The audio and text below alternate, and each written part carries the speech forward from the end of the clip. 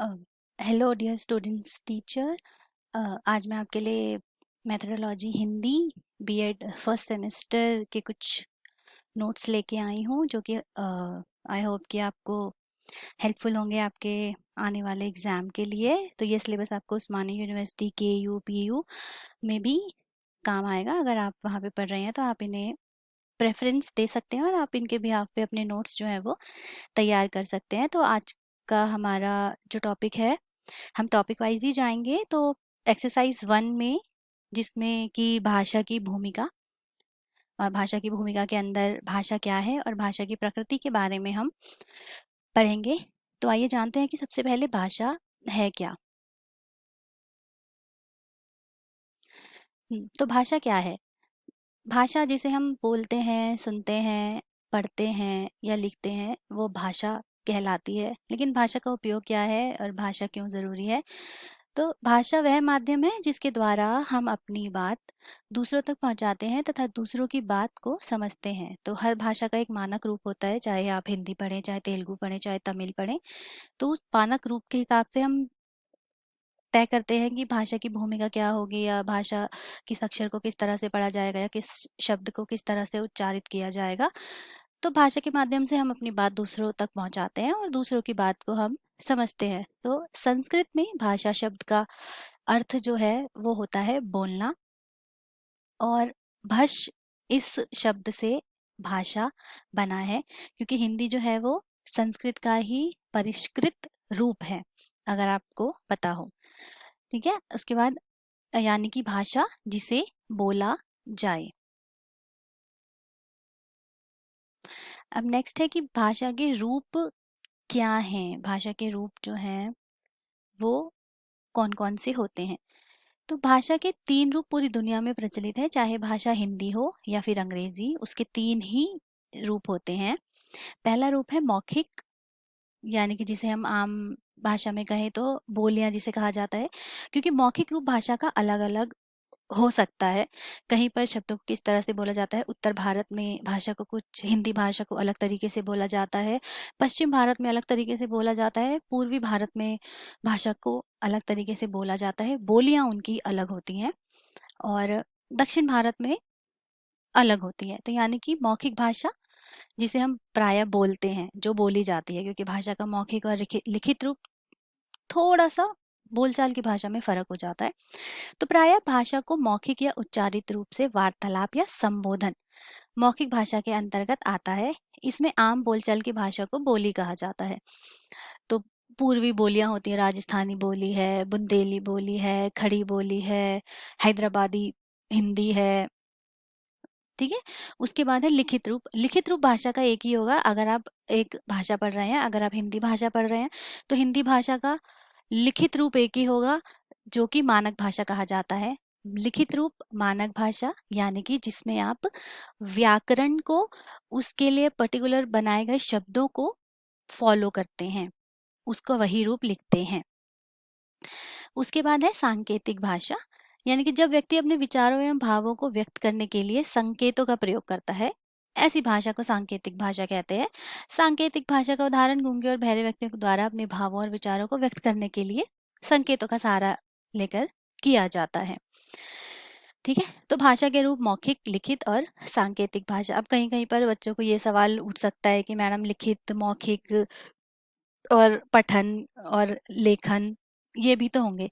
ये भाषा के कौशल हैं कि किस तरह से भाषा का जो है वो विकास किया जाता है या किस तरह से भाषा को सीखा जा सकता है। भाषा कौशल अलग होता है, और भाषा के रूपों की अगर हम बात करें तो उसके 2 ही रूप होंगे, मौखिक और लिखित।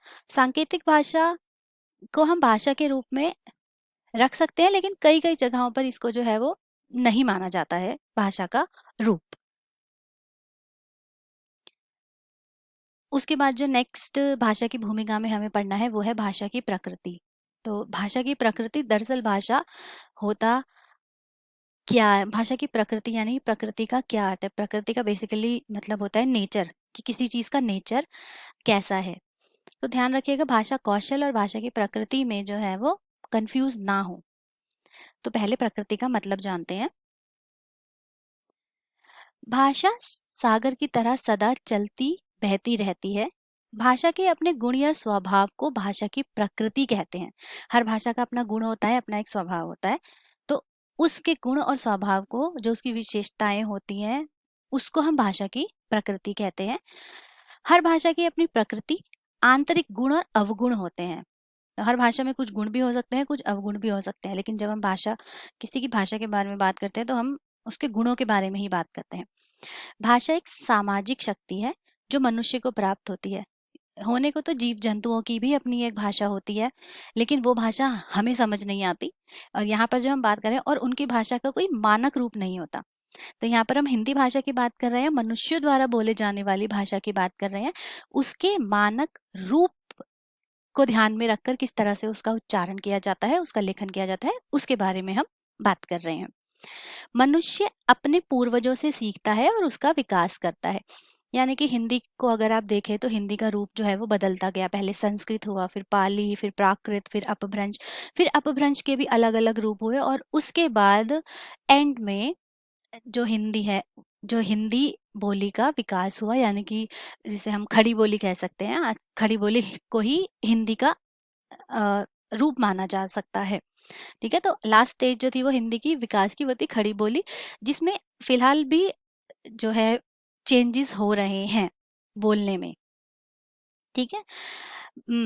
तो भाषा यह पारंपरागत और अर्जित दोनों होती है। यानी कि परंपरागत तरीके से भी हम सीखते हैं, और नई भाषा को जो है वो हम अर्जित भी करते हैं। जीवंत भाषा बहता नीर की तरह सदा प्रवाहित होती रहती है।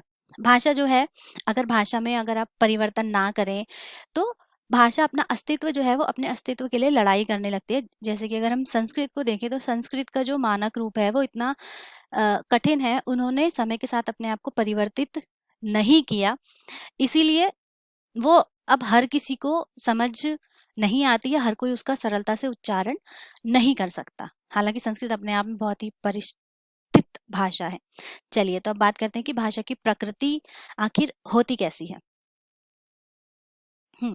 भाषा की प्रकृति।